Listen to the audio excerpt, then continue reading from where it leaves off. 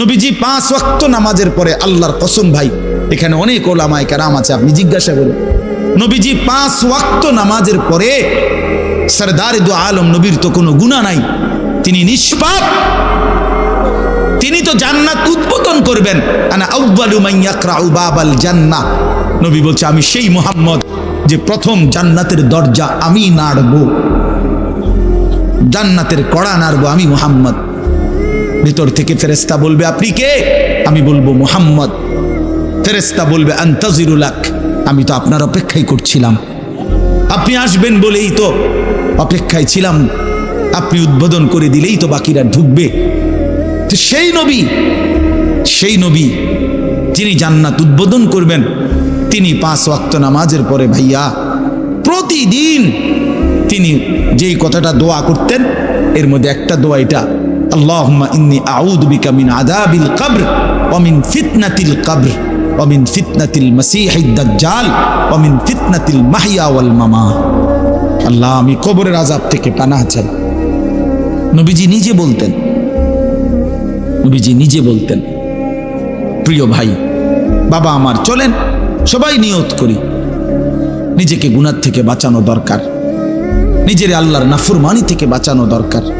আল্লাহ তাআলা বলেন, ইন্নাল্লাযীনা ইয়াখশাউনা রাব্বাহুম বিল গায়ব, আমি আল্লাহকে না দেখে, আমার কথাগুলো আখিরাত সম্পর্কিত, এগুলোকে না দেখে যারা আমি আল্লাহকে ভয় করে, আখিরাতকে ভয় করে, জাহান্নামকে ভয় করে, কবরকে ভয় করে, আল্লাহ বলেন, তাফসীরের মধ্যে লিখছে ভয় করে মানে হলো গুনাহ বর্জন করে।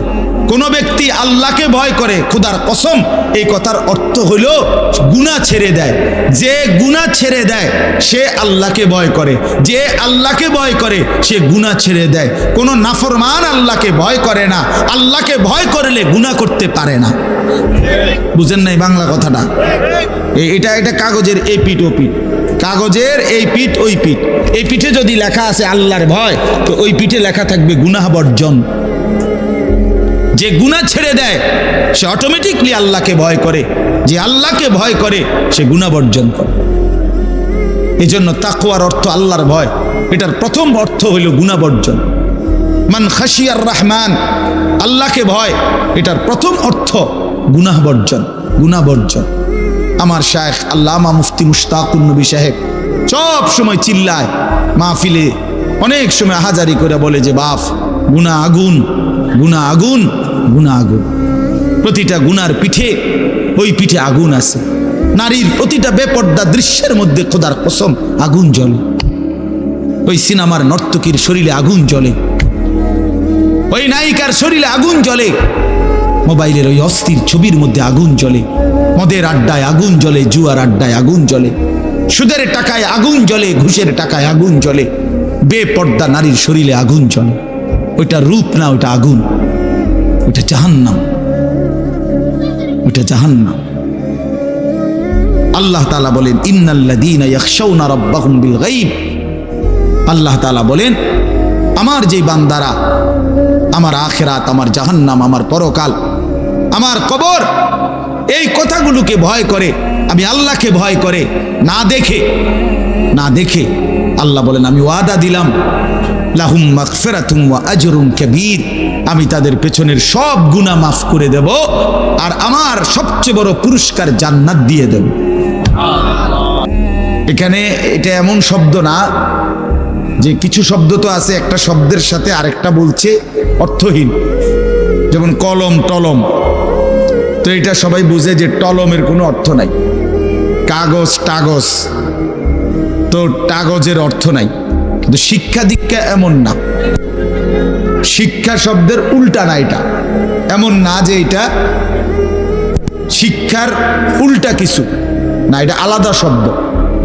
শিক্ষা দীক্ষা, যেমন আমরা অনেক সময় বলি যে নামাজ রোজা, লোকটা নামাজ রোজায় ভালো, তো এর দ্বারা কি শুধু নামাজ আর নামাজের উল্টা শব্দ রোজা না, এটা একটা আলাদা কি আমল। নামাজ একটা ইবাদত, তো রোজা একটা ইবাদত। তো শিক্ষা এটা একটা বিষয়, দীক্ষা এটা একটা বিষয়। শিক্ষা তো তালিম, দীক্ষা এটা তরবিয়ত, আখলাক। আখলাক অর্থাৎ শব্দ মুখস্থ করা এটা যেমন জরুরি, জিন্দিগি গঠন করা এটাও সমান জরুরি, বরং তার চাইতে বেশি জরুরি। এই জন্য আমাদের ফেনীর একজন বড় বুজুর্গ আলেম আছেন, ফেনী জামিয়া রশিদিয়া মাদ্রাসার হজরত মাওলানা মুফতি শহীদুল্লাহ দামাত বারাকাতুহুমুল আলী, বাংলাদেশের অনেক বড় একজন বুজুর্গ আলেম। হজরতের মাদ্রাসা ফেনীতে, সেই মাদ্রাসা একটা মাদ্রাসায় কওমি মাদ্রাসা, সেখানে প্রায় 6 থেকে 7 হাজার ছাত্র পড়ালেখা করে, প্রায় 200-র উপরে উস্তাদ আছে, 200-250 হবে। তো এই জন্য বললাম যে হজরত সবসময় বলে যে পড়া মেধা অনুপাতে কম বেশি হইতে পারে, আখলাক বরাবর হইতে হবে। আখলাক, ছাত্র মেধাগত যোগ্যতার কারণে কেউ রুল নাম্বার 1, কেউ রুল নাম্বার 10, কিন্তু আদব আখলাক বরাবর বরাবর হওয়া চাই। আমরা এটা খুব খেয়াল করি না। আজকে সবাই মনে করে বাচ্চার পড়ালেখা হচ্ছে, ঠিক আছে, পড়তেছে, যাইতেছে, আসতেছে, ছেলেটা পড়তেছে, রেজাল্ট আসছে, কিন্তু আখলাক কোথায়? যে ছেলেটা কখনোই প্রস্রাব করে টয়লেট পেপার ব্যবহার করে না, দাঁড়িয়ে বসে প্রস্রাব করার ক্ষেত্রে কোনো পার্থক্য করে না, তো তার আখলাক, তার জীবন গঠন হইল কই? শব্দ না মুখস্থ হইল? শব্দ না মুখস্থ হইল? যে ছেলেটা তার মোবাইলের মধ্যে রাত দিন নাচ গান ছবি জিনা ব্যভিচারের দৃশ্য অথবা শুধু শুধু অনর্থক মোবাইলটা টিপলো, তো পড়া তো মুখস্থ করলো, কিন্তু আখলাক কই হইল? আখলাক কই হইল? 3 বছরের বাচ্চার হাতে মোবাইল দিয়ে দিছে, 2 বছরের বাচ্চার হাতে অভিভাবক মোবাইল দিয়ে দিছে, মানে খামখেয়ালির এক জিন্দিগি।